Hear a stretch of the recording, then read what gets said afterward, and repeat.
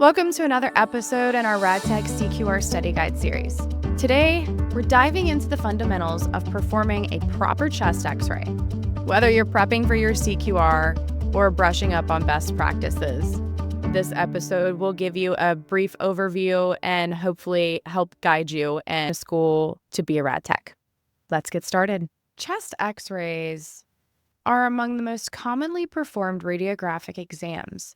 They help diagnose conditions like pneumonia, congestive heart failure, pneumothorax, fractures, and more. Because they provide a clear view of the lungs, heart, and surrounding structures, proper technique is essential for accurate diagnosis. Let's talk about the equipment and settings used for a high-quality chest x-ray. Typically, we use 100 to 120 kVp for adults to ensure adequate penetration of soft tissues.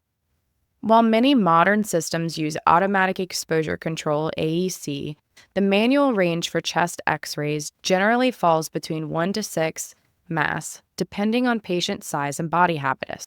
Your SID, this is your source to image distance, always 72 inches for stationary chest x-rays to minimize magnification. For grids, they are required for stationary x-rays, but not always for portable images.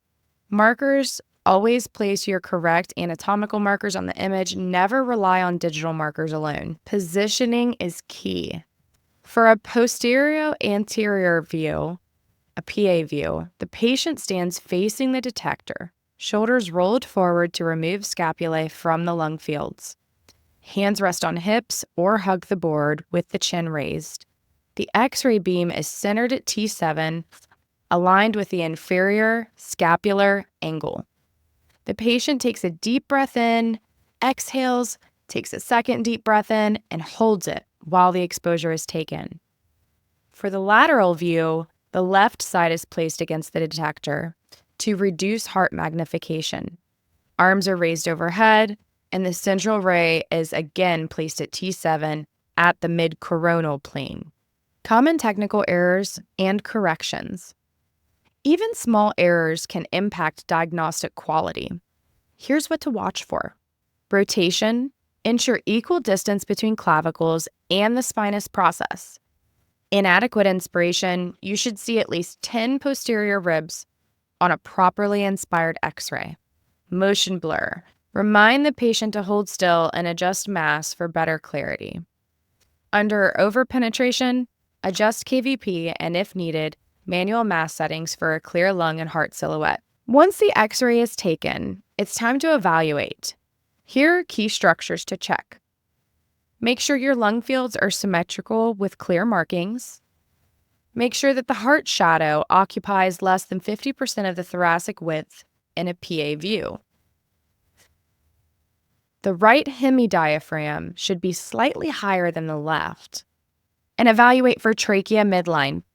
Any deviation can indicate pathology like pneumothorax or masses.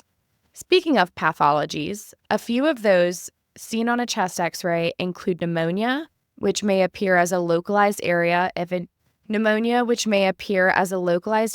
of increased opacity. Congestive heart failure features an enlarged heart shadow and pulmonary edema. A pneumothorax seen as an absence of lung markings with possible mediastinal shift. Pleural effusion, which may appear as a blunted costophrenic angles due to fluid accumulation. Now let's test your knowledge.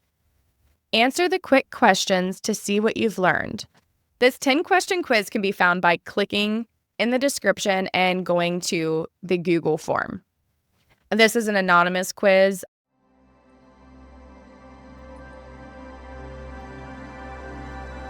So I do want to give a preview to an upcoming playlist that I plan on starting after I finish my little cryptocurrency playlist. This paper was written back in 2018. I wrote a paper about computer-aided detection, CAD, and mammography back when I was in radiology school, and that was before teen.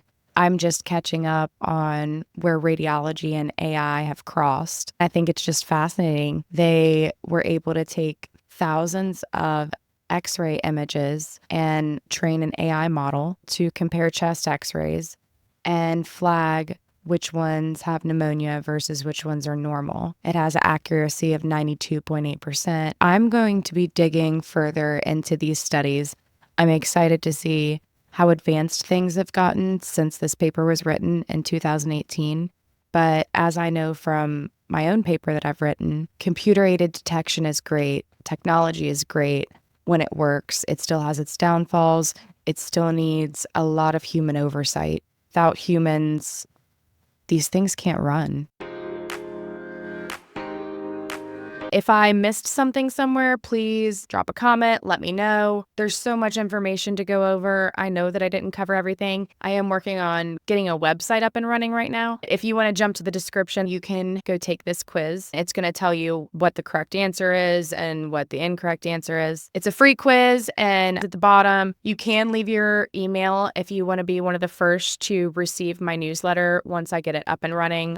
This is still a work in progress. I don't have a team. Nobody's paying me to do this. This is just something I'm passionate about, sharing my knowledge and sharing what I learn as I go for free. So join this journey with me.